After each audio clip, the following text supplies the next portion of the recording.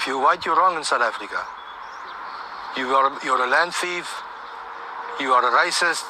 Many black friends. I think I've got more African black men. I had nothing to do with apartheid. Nothing. A 5-bedroom house, which I will lose now because I'm not going to pay for it.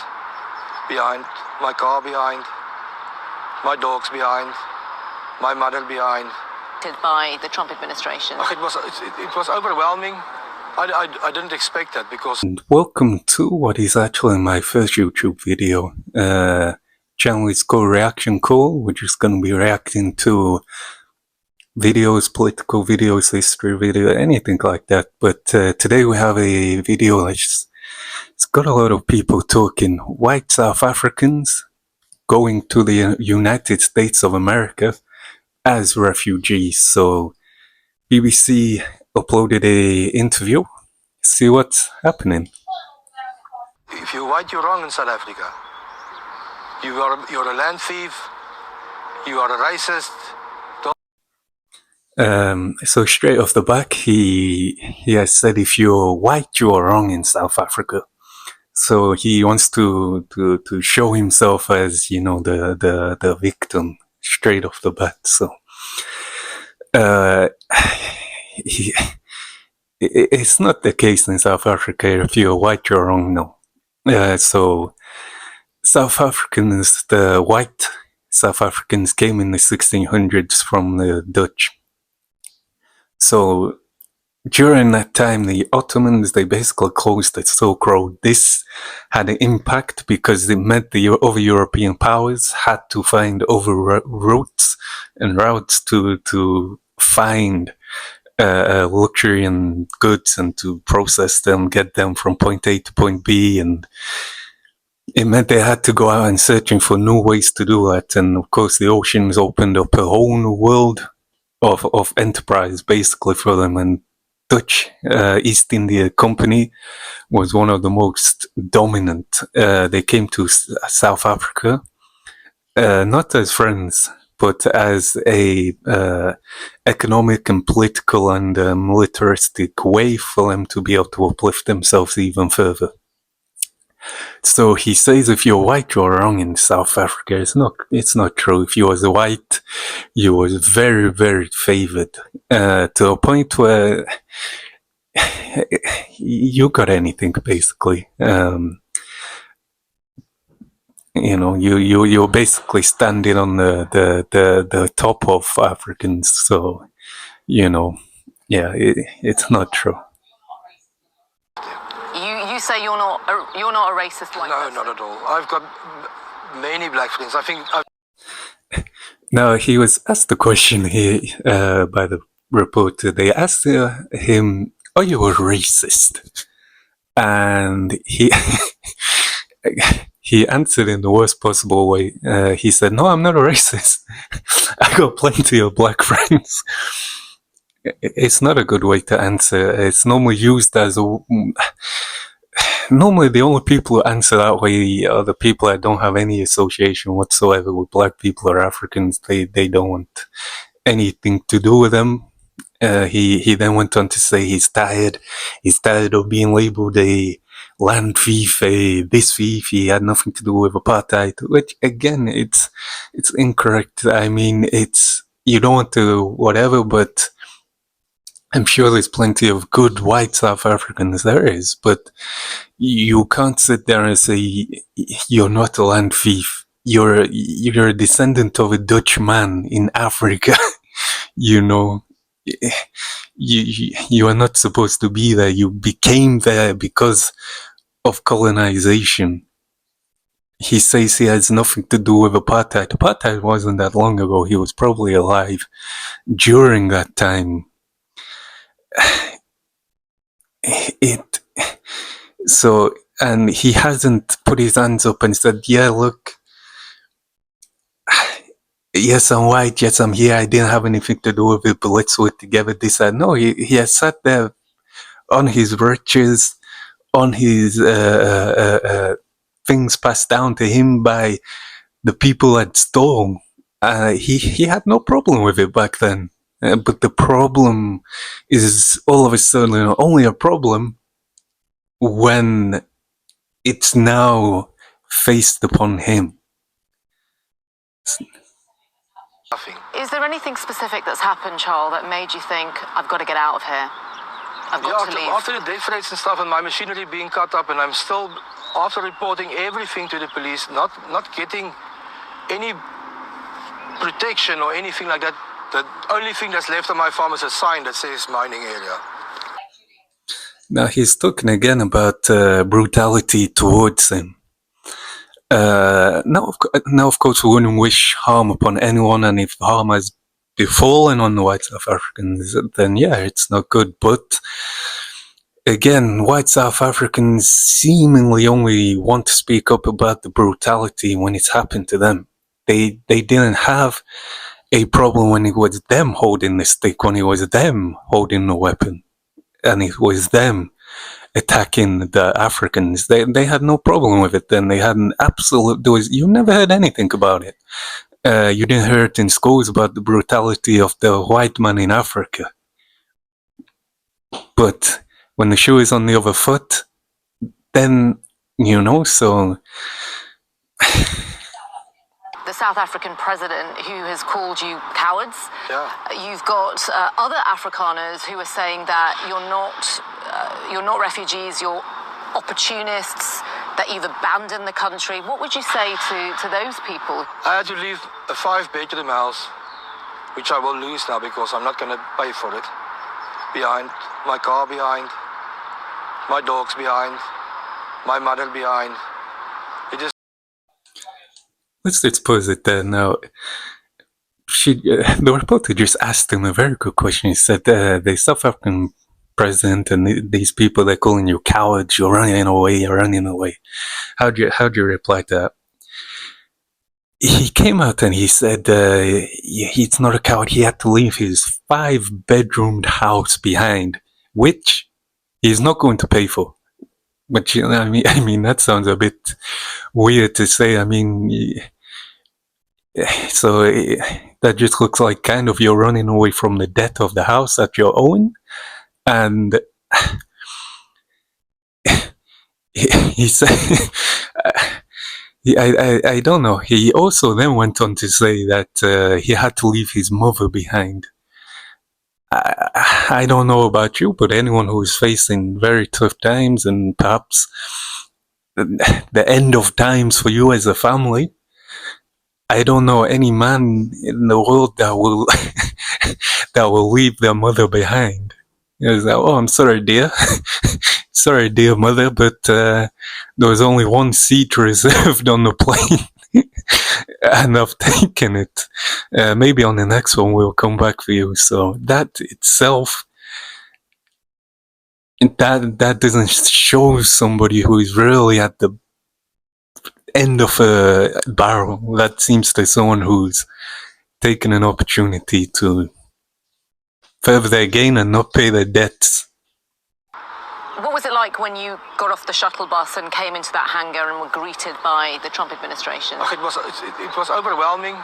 I didn't expect that because I thought we're going to be in a shuttle bus, taken somewhere, and we will start working. He has just been asked the question of how do you feel when you arrived in the United States? You got off the shuttle bus, you was welcomed by this great entourage of American officials and da-da-da-da-da. How do you feel? Now, if this isn't the biggest middle finger to everybody else, I don't know what is, because nobody else would be welcome like that. And we have seen it everywhere. If you're a Latino in America, you're not welcome into the United States like that. If you are black, you are not welcomed into the United States like that. If you are anything, you are not welcomed into the United States for that. And if this is not a picture of white South Africans being white, I don't know what is, because no Africans would be welcomed in like that to the United States. There's black Americans that don't get that welcoming in their own country. So there's a lot of people angry about this. There's a lot of people being deported right now who have been in the United States for generations. I've said it for a long time. America is a white man's country. It was built by um, Africans. It was built by South Americans, Latinos, Asians. You know, the Chinese did the railroads. It was built by a group of people, but at the top of that pyramid, there is, you know, um, so I don't know. Maybe the white South Africans, they'll take the farms, things like that in America, and everybody else will go to the El Salvador prison. To you know, I know Trump's getting a lot of hate right now, and so I say never vote. Never vote. These people don't care about you. They only care about you as a voter. They care about you as a number that pushes their vote. So that's the only thing they care about. They don't care about you in any shape or form. You are a number to them, and that number is a vote. They care about that, and that is it. But let's carry on the interview. Let's do some. A worry that you might be caught up in some big political game here, that you're a pawn somehow. Yeah, it's a scary, scary thing, but people mustn't think we're just taking advantage of this. We're coming here to make a contribution to the country. He says he's coming to contribute the country. They're going to help themselves. I mean, that's the track record there of, if you look at South Africa, yes, you can say, there's two sides to a story.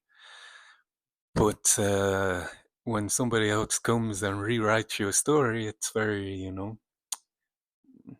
it's very difficult. But this whole situation is very, very, very complex. But once again, I feel brown people, black people, Asian people, you name it, they've all been kind of pushed to the side. And yeah, like I say, no other people would be welcome like this. No other people would, have the red carpet thrown out for them. So do I think they're refugees? No. If you look at what's going on in the Middle East right now in Gaza, would they be welcomed? Would the Palestinians be welcomed into America like that? They wouldn't. Um, you know, it's crazy. It really is. I think the only real way for things to change would be to start to support in your own people, because yeah, I feel that's what they do, and they don't care for you. It's as simple as that. For me, I don't care. I don't care about skin color, people, where you're from, anything like that. But at the very top, at least, you shouldn't be putting your vote into people that clearly don't care about you at all. Mm. So now they're just talking, about some comments he made and things like that. But I feel we have the gist of the video basically now. The white South Africans, they running away. There's refugees, basically. But what I got from the video is this guy, he has a 5-bedroom house, which and he still owes money on that house, which apparently he just said in this TV interview, he's not paying. So if you're the contractor who gave him that house, I guess it's a pretty rough way to find out you're not getting paid, because he's not paying. But his mother's still in South Africa. Apparently, I don't know. Maybe as they was packing the bags, they. I don't know if you've ever watched the movie Home Alone, where they're on the flight and they realize they left their son behind. Maybe it was that. Maybe they was in such a rush. They was rushing, packing everything. Maybe they heard some horns. They looked out the window and they said, they're coming, they're coming. They got into their buses. They went to the airport. They're running through the airport all crazy. And, we've got to get there. We've got to get there. And we've got to get to they get on the plane and there's people dangling off the plane and everybody's pushing on. And they finally sit there and the plane takes off and they're praying to their gods. We made it. We made it. And halfway across the Atlantic, they say, I forgot my mother. My mother is she's still asleep in her bedroom. How could we forget such a thing? And then maybe his wife's no worries. I forgot my dog too. I forgot my dog. It's, I guess we all forgot something. So I don't know. Do I see them as refugees? No, because again, it's also a very good, interesting point because we had in England, people are talking about immigration, and there's a lot of African men, there's a lot of Middle Eastern men, a lot of this kind of men coming over to England, and there's a lot, a really big sentence, a big statement that goes on in England right now, and that is women and children flee from their countries, as refugees. Fighting men, they're not refugees, they're soldiers. They're coming to, they're coming to invade. It's an invasion. These are fighting men. So I wonder if that statement will be used for these white South African fighting men that have came over to the United States. Or, will they have that privilege which they're getting right now of being labeled refugees? Now I don't know the entire category of the things you have to pass to be classed as a refugee, but that's how they have been labeled, and you can see why a lot of people are angry, especially in the United States, where, like say, a lot of Latinos that are being sent away.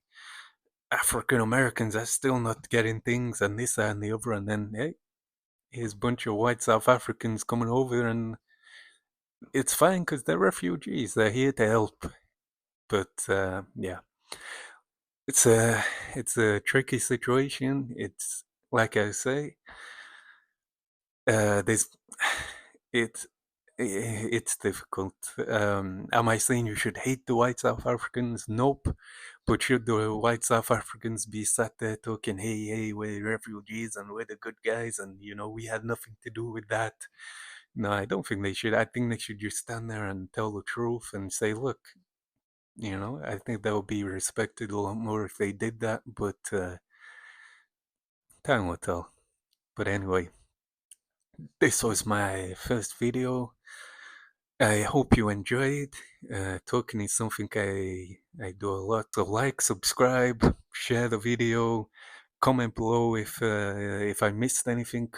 Comment below if I got anything wrong. Comment below if you want to enlighten me on anything. Yeah, comments are open. And yeah, we'll see you next time on Reaction Call.